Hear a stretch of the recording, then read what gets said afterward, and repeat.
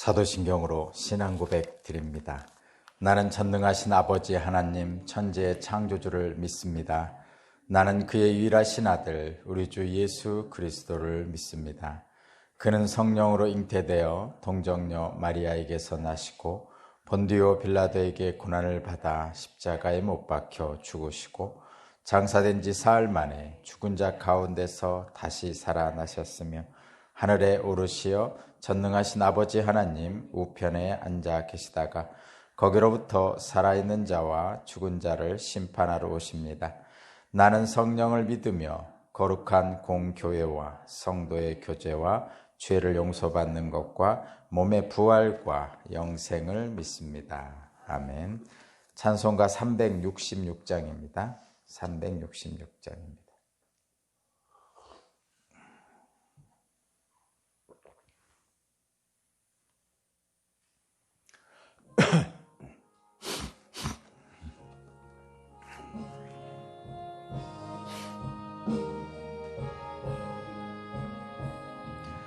어두운 내 눈 밝히사 진리를 보게 하소서. 진리의 열쇠 내게 주사 참빛을 찾게 하소서. 깊으신 뜻을 알고자 엎드려 기다리오니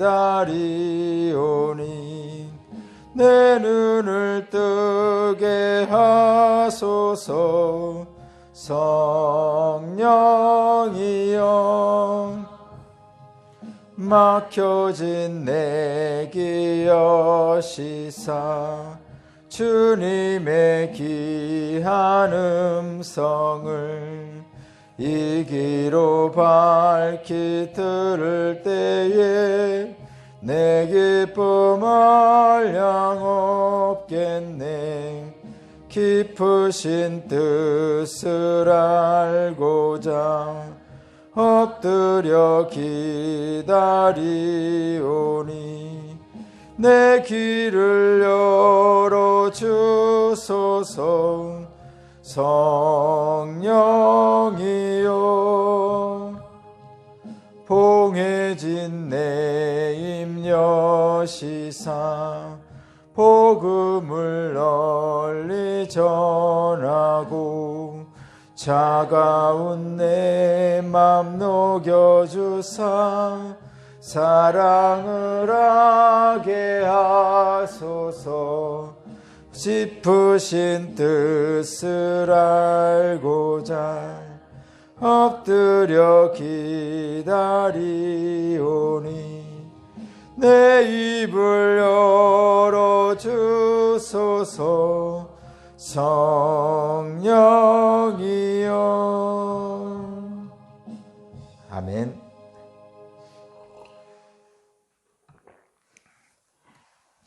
오늘 신 하나님 말씀은 다니엘 10장 1절에서 9절입니다. 다니엘 10장 1절에서 9절입니다. 제가 봉독하겠습니다. 페르시아의 고레스 왕 제3년에 일명 벨드사살이라고 하는 다니엘이 계시로 말씀을 받았다. 그 말씀은 참된 것이었는데 환상을 보는 가운데 심한 고생 끝에 겨우 그 뜻을 깨달았다. 그때 나 다니엘은 세일에 동안 고행하였다. 세일에 내내 좋은 음식을 삼가고 고기와 포도주도 입에 대지 않았으며 몸에 기름을 전혀 바르지 않았다. 첫째 달 29날에 나는 큰 강 티그리스 강둑에 와 있었다. 그때 내가 눈을 떠서 보니 한 사람이 모시옷을 입고 우바스에 금으로 만든 띠로 허리를 동이고 있었다.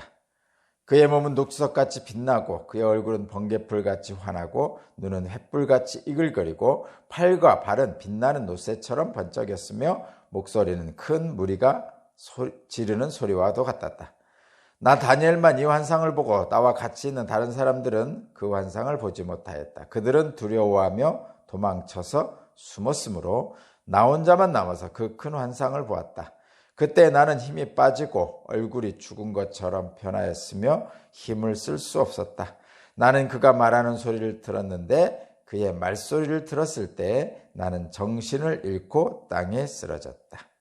아멘.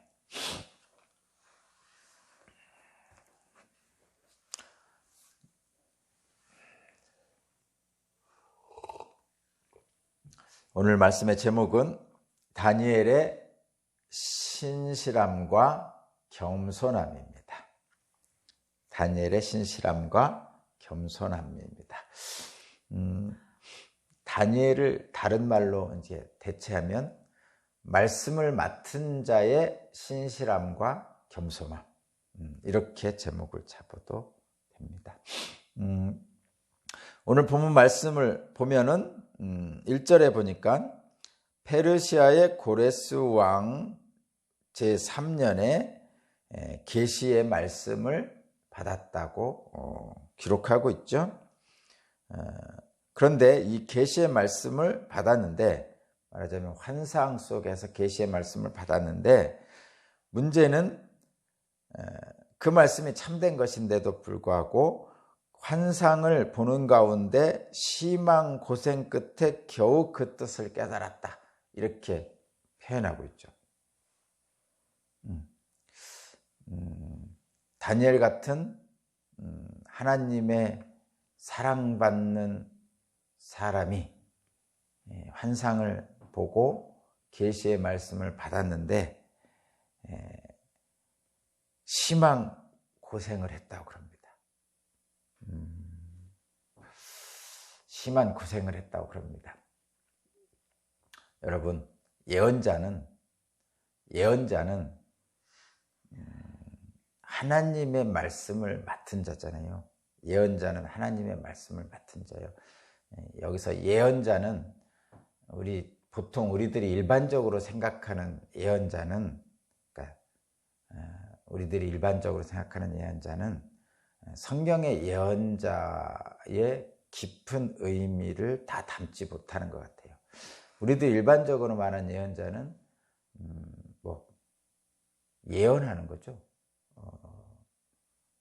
날씨 예보할 때 그 예자를 써가지고 미리 뭔가를 말해주는 사람, 이런 의미의 예언자입니다. 그래서 뭔가를 미리 말해주는 사람은 대단하죠. 대단합니다. 그래서 많은 사람들로부터 숭배받고 또 추앙받고 또 그 예언의 말을 듣고 싶어 하죠. 예언의 말을 듣고 싶어 하는 인간의 마음은 이해가 됩니다. 왜냐하면 미래를 잘 모르고 삶 자체가, 이 땅에서의 삶 자체가 불안하고 두렵잖아요. 그러니까 나의 미래를 미리 알면 그런 불안과 두려움을 해결받을 수 있기 때문에 예언을 하는 사람에 대해서 예언을 듣고자 하는 거죠. 그래서 연초엔가 이럴 때 토종 비결도 보고 점치는 사람을 찾아가서도 보고 그렇게 한답니다. 정치인들은 선거를 앞두고 전방에 간다는 얘기도 있고 그렇습니다. 그런데 그것은 모든 사람들에게 공통되는 불안과 두려움을 해소시키고자 하는 하나의 방법입니다. 그래서 그거를 꼭 그렇게 비난할 필요는 없을 것 같아요, 여러분. 어떻게 보면 위안받기 위해서 그런 거죠. 불안과 두려움을 위안받기 위해서. 불안과 두려움이 지나치면요, 아무것도 못합니다. 불안과 두려움이 지나치면 아무것도 못합니다, 여러분. 그런 거 생각하면 분명히 알 수 있죠. 꿈속에서 악몽을 꾸면요, 걸어가려고 해도 걸어가지도 않고 뛰어가려고 해도 뛰어가지도 않고 그런 경험 많이 하시죠.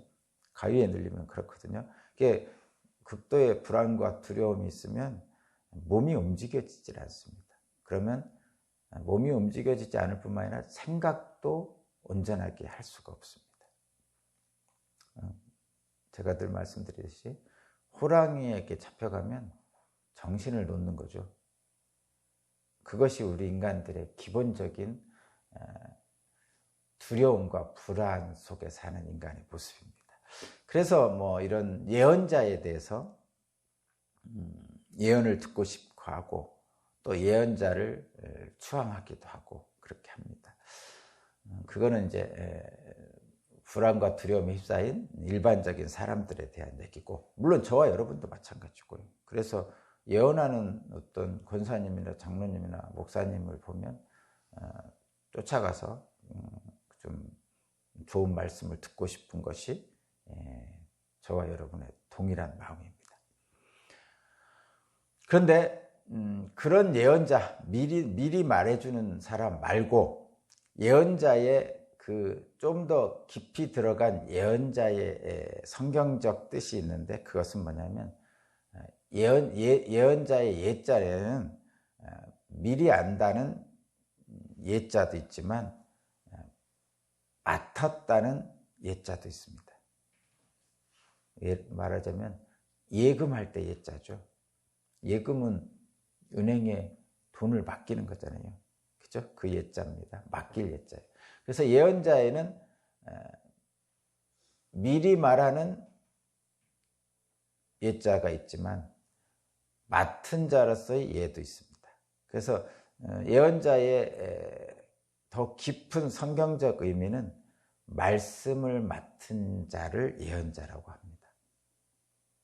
그러니까 계시를 받은 자죠.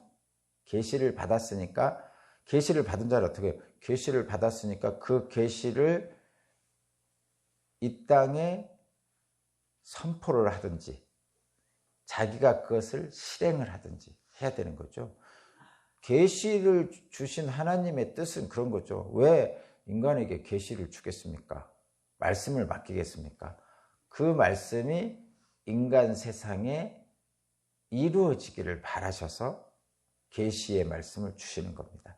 그렇다면 그 계시의 말씀을 받은 사람은 그 계시의 말씀이 이 땅에 이루어지도록 해야 되는 거죠. 어떤 사람은 그 계시의 말씀을 선포함으로써 이루어지게 하고, 어떤 사람은 그 말씀대로 스스로 직접 행함으로써 이루어지게 하는 겁니다. 첫 번째 부분에 말씀을 선포함으로써 이루어지는 경우는 누구죠? 그 고래 나오는 누구예요? 응? 누구요? 요나. 하나님의 말씀을 맡았죠. 니느웨를 가서 선포하라고 그랬잖아요. 그래서 가서 그냥 선포만 했죠. 돌아다니면서 막 말씀을 선포한 거죠. 계시받은 말씀. 그렇게 했죠. 그리고 두 번째, 실행을 하는 사람들 많이 있죠. 실행을 하는 사람들. 그런 경우도 있고. 그래서 말씀을 맡은 자는 말씀을 알려주는 사람, 선포하는 사람. 두 번째는 직접 실행하는 사람이 있습니다. 저와 여러분도 그렇습니다. 저와 여러분에게는 주로 선포하는 쪽보다는 사실은 실행하는 쪽으로 계시의 말씀을 주십니다. 그래서 오늘 찬양에 있는 것처럼 내 눈과 귀와 입을 열어달라고 성령께 기도하게 됩니다. 그러니까 선포는 아주 작은 부분이고, 직접 실행하고 그 실행하는 것 자체가 선포가 되는 삶이 바로 신앙생활입니다. 그래서 말씀을 맡은 자, 예언자는 선포와 동시에 실행을 할 수밖에 없는 것이 예수님이 오신 이후에 저와 여러분들의 주신 하나님의 뜻입니다. 오늘 본문에 보면 다니엘은 계시의 말씀을 받고 심한 고생을 했다고 그러잖아요. 근데 계시의 말씀을 받고 심한 고생을 한 후에 그 뜻을 깨달았는데, 심한 고생을 했다는 얘기는 고통스러웠다는 얘기입니다. 고통스러웠다는 얘기예요. 첫 번째, 고통스러웠다. 뭐 고통스러운 예언자 얘기하면 예레미야를 빼놓을 수가 없잖아요. 눈물의 선지자였고, 바벨론의 침략에 예루살렘 성이 함락되고 수많은 백성이 죽어나가는 모습을 계시로 받았어요. 그리고 실제로 그런 일들이 일어나는 것을 목격했습니다. 그 예레미야를 그래서 눈물의 선지자라고 하죠. 다니엘도 바벨론 포로로 끌려가 있는 자신들의 모습, 자신들의 처지가 안타까운 거죠. 이스라엘 백성들. 그 와중에 주어지는 하나님의 계시의 말씀이 엄청나게 힘들었나 봐요. 전쟁으로 많은 사람이 죽고 고통당하는 모습을 보지 않았는가, 그렇게 생각이 되고요. 그래서 심한 고생을 합니다. 번민을 하죠. 그런 다니엘이 계시의 말씀을 받은 후에 한 것은 뭐냐면 2절 3절입니다. 자, 보세요. 2절 3절. 그때 나 다니엘은 세일에 동안 고행하였다. 세일에 내내 좋은 음식을 삼가고 고기와 포도주도 입에 대지 않았으며 몸에 기름을 전혀 바르지 않았다. 계시의 말씀을 받았는데 그것이 승리의 말씀이긴 하지만, 참된 말씀이긴 하지만 사람들이 고통 속에서 헤매는 계시의 말씀이었어요. 그래서 고통이 심합니다. 그래서 이 다니엘은 금식하며 기도하기 시작했어요. 세일이니까 3주 동안이죠. 21일. 세일에 동안 금식하며 고행하면서 기도를 했죠. 금식은 그런 거라고 그랬죠. 육체로 쏠려 있는 나의 마음을 육체에서 하나님께로 돌리는 것이 금식의 기본 뜻입니다. 그래서 하나님께 온전하게 매달리는 거죠. 계시의 말씀이 너무나 힘들었기 때문에, 고통받는 백성들이 너무나 안타깝기 때문에 온전히 하나님께만 매달려서 마음을 다하여 하나님의 뜻을 구하는 거죠. 그렇게 했습니다.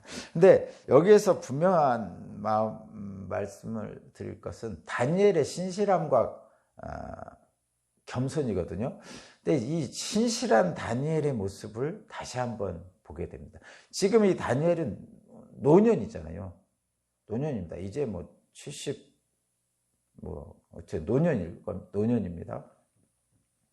그리고 이 다니엘은 왕궁에서 계속 왕을 섬겼습니다. 여러분 한번 생각해 보세요. 젊었을 때부터 왕궁에서 계속 왕을 섬겨서 노년까지 이르렀으면 이 사람은 대단한 사람이죠. 세상적으로 대단한 사람입니다. 그러니까 이 대단하다는 것은 이미 처음부터 다니엘은 대단하지만, 왜냐하면 하나님의 사람이기 때문에 대단하죠. 신앙적인 대단함 이전에 세상적으로도 대단한 사람이고 권력이 있고 존경받는 사람입니다. 왕 곁에 평생 있었잖아요. 세상적으로 대단한 사람이죠. 그러면 보통 일반 사람들은 어떻게 되냐면 좀 그런 표현하죠. 아나무인이라고 그러죠.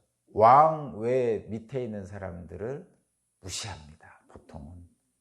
일반적으로. 물론 그렇지 않은 분도 있죠. 겉으로는 그렇지 않으면서 속으로만 무시하는 사람도 있고. 우리나라 정치인들 많이 그렇죠. 국민 앞에서는 막 악수하고 머리를 조아리면서 선거 때만 그러고, 나중에는 국민들 쳐다보지도 않고 자기 이익만 챙기죠. 그리고 또 선거 때 되면 또 와서 막 머리를 엄청나게 수그리고 악수하러 다니고. 선거 때만 되면 찾아오잖아요.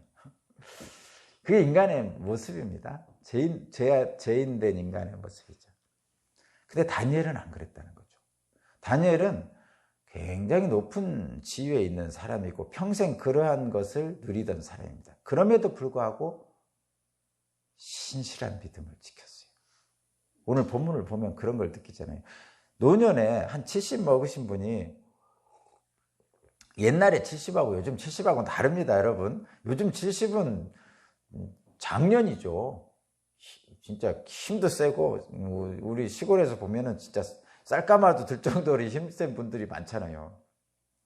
하루 종일 일하고도 땀도 안 흘리는 분도 있습니다, 우리 동네에는. 그런데 예전에, 요 당시에 70세는요, 이렇게 말하면 돼요. 극노인이에요. 아무것도 할 수 없을 정도의 나이가 많은 사람이에요. 이 당시에는 평균 수명이 한 30세라고 제가 말씀드렸잖아요. 지금은 평균 수명이 80세가 넘잖아요, 우리나라. 그러니까 이 당시에 70세는 아무것도 할 수 없는 그런 나이입니다, 사실은. 근데 그 나이 때까지 이 노인이 금식하며 기도하는 거예요, 여러분. 마음에 번민이 있어서 금식하며 기도하는 거예요. 거기 좋은 음식 삼가하고 고기와 포도주도 입에 대지 않고 몸에 기름을 바르지 않았습니다. 이게 고위층인데 이렇게 한다는 것은 이 당시에 70 먹은 노인으로서는 상당히 어려운 일입니다. 그런데 하고 있어요. 그러니까 노년에도 하나님을 향한 다니엘의 믿음은 변함이 없는 거예요. 그걸 우리가 이걸 알아야 됩니다. 이 부분에서. 다니엘이 젊었을 때 가졌던 믿음과 열정이 이 노년에도 동일하다는 거예요. 그러니까 처음에 포로로 끌려와서 먹지 않고, 그러니까 왕의 음식을 거부하고 채소만 먹겠다는 그 열정, 그 신앙이 노년에 와서도 끝까지 지켜지고 있는 거죠. 근데 이거 쉽지 않은 일입니다, 여러분. 온전한 믿음이 성숙되어 있지 않으면 이렇게 할 수 없습니다. 다니엘은 나이가 들어서도 높은 지위에 올라서도 처음 가졌던 믿음과 열정으로 신실하게 하나님을 섬겼습니다. 그래서 다니엘은 성경에 기록되는 위대한 인물이 되는 거죠.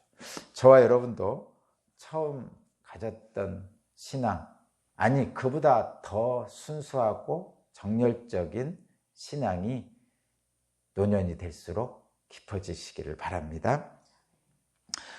그리고 그런 계시의 말씀 때문에 번민했는데 그 계시의 말씀을 받았을 때의 모습이 4절부터 9절까지 나와 있습니다. 여러분, 이 환상을 본다고 저 계시의 말씀인데 환상을 보는데 이것을 저와 여러분 요즘에는 뭐라고 그러냐면 이게 신비 체험이라고 그러잖아요. 신비 체험이 다양하게 있지만 환상을 보는 신비 체험을 합니다.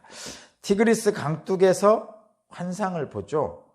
거기 보면 5절에 보면 모시 옷을 입고 우바스 금으로 만든 띠로 허리를 동이고 또 그의 몸은 녹주석같이 빛나고 번개불같이 환하고 햇불같이 이글거리고 노새처럼 번쩍이고 소리는 큰 무리가 소리는 소리 같다. 이렇게 해죠. 그러니까 어떤 환상 속에 나타나 있는 그 계시의 말씀을 전하는 그 모습을 지금 보여주고 있죠. 천사든지 하나님이 보낸 사자든지 이렇게 하겠죠. 이 모습을 보면 오늘 말씀의 이 부분을 보면 어디가 연상되냐면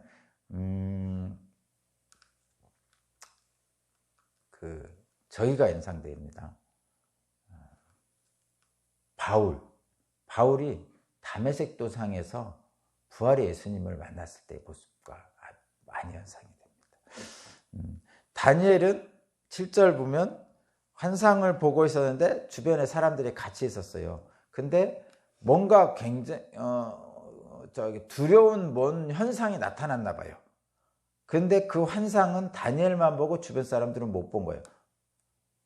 그래서 어떤 두려운 것을 느낀 주변 사람들은 다 도망갔습니다. 그 7절 마지막에. 그들은 두려워하면서 도망쳐 숨었죠.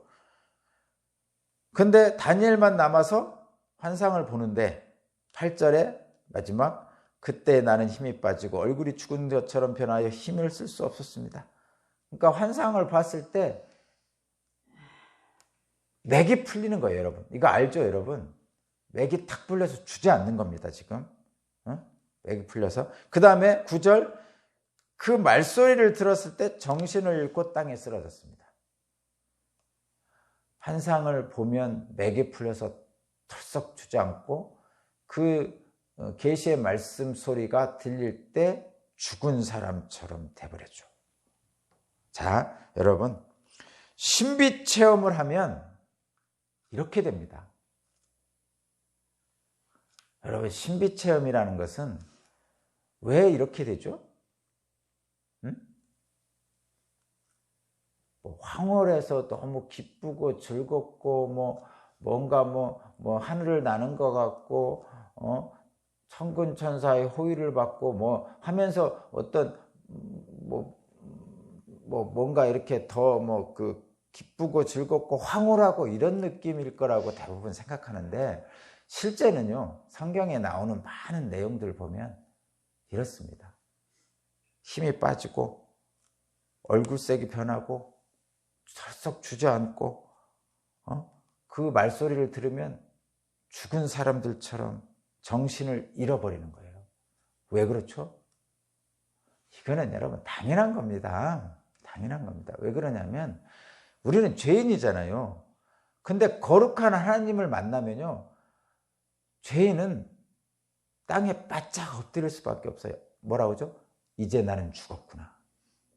그러니까 이사야가 천상의 회의의 환상을 봤잖아요, 꿈속에서. 그때 이사야가 첫 마디가 그거예요. 이사야가 아이고 난 이제 죽었구나.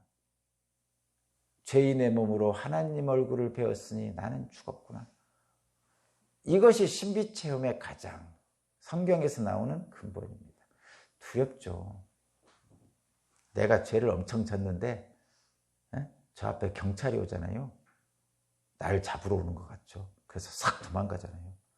하나님 앞에 선다는 것은 더 두렵죠.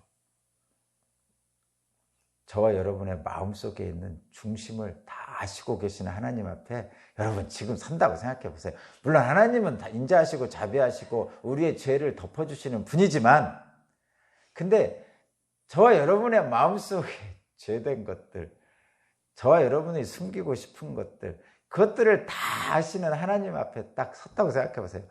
아이고 큰일 났네. 이 생각 먼저 듭니다. 그게 정상이에요. 어떻게 죄된 몸으로 하나님 앞에 딱 섰는데 황홀하고 막 하나님 무릎 안에 돌고 하나님 앞에 엎이고 그럽니까?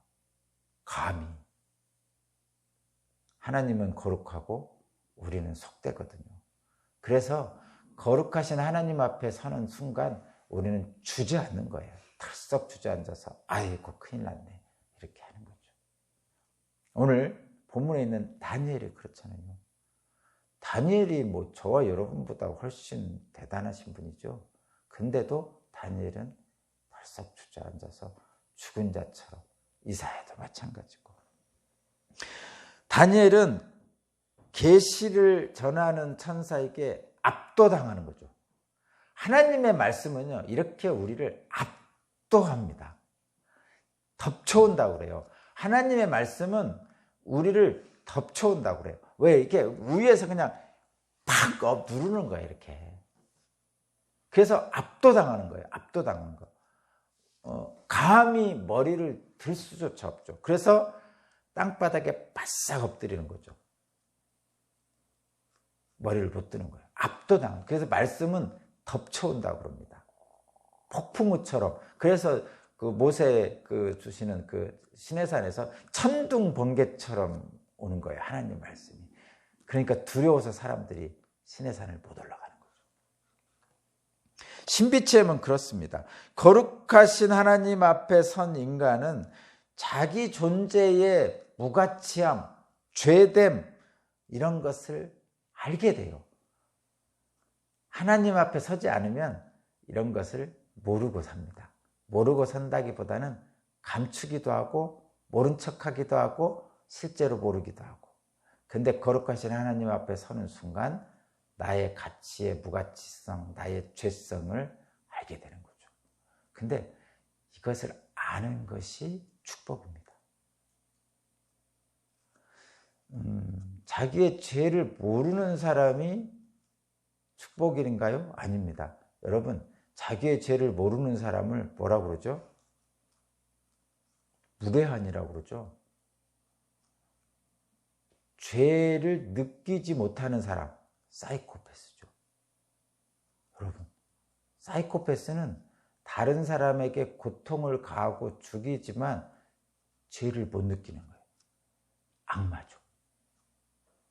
그래서 하나님 앞에 섰을 때 나의 무가치함과 나의 죄성을 느끼는 것, 두려움을 느끼는 것, 이사야처럼 아이코 이젠 죽었구나 하는 사람이 축복받은 겁니다. 오히려 나의 죄성을 깨달음이 바로 축복의 시작입니다.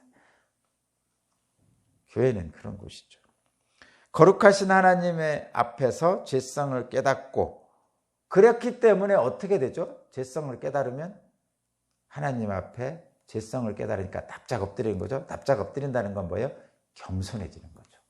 겸손하기 때문에 이 다니엘은 노년에 엄청난 지위를 가지고 있음에도 불구하고 금식하면서 기도하는 거예요. 그래서 신앙이 높아지고 정말 하나님의 말씀을 맡은 자, 예언자면 사람들에게 겸손합니다. 큰 소리치고 말이 거칠어지고 반말하고 이러지 않습니다. 하나님 앞에 온전히 선 다니엘과 같은 예언자, 말씀을 맡은 자, 목사님이든 장로님이든 또는 선교사든 권사님이든 집사님이든, 그래서 신앙이 온전한 사람은, 하나님 앞에 온전히 선 사람은 겸손합니다. 사람들에게 함부로 말하지 않죠. 오늘 결론입니다. 하나님 앞에 겸손히 선 다니엘의 신실함과 그 겸손함이 저와 여러분들에게 오늘 있기를 바랍니다. 기도드리겠습니다. 세월이 가고 상황이 달라져도 흐트러지지 않는 신실함으로 살았던 다니엘을 봅니다. 주님 앞에 설 때 나의 죄를 깨닫고 주님의 놀라우심에 순종하는 겸손한 다니엘처럼 오늘도 겸손하게 그리고 신실하게 하나님 앞에 설 수 있는 우리 모두가 되게 하여 주옵소서. 성령님 함께 하실 줄로 믿습니다. 예수 그리스도 이름으로 기도합니다.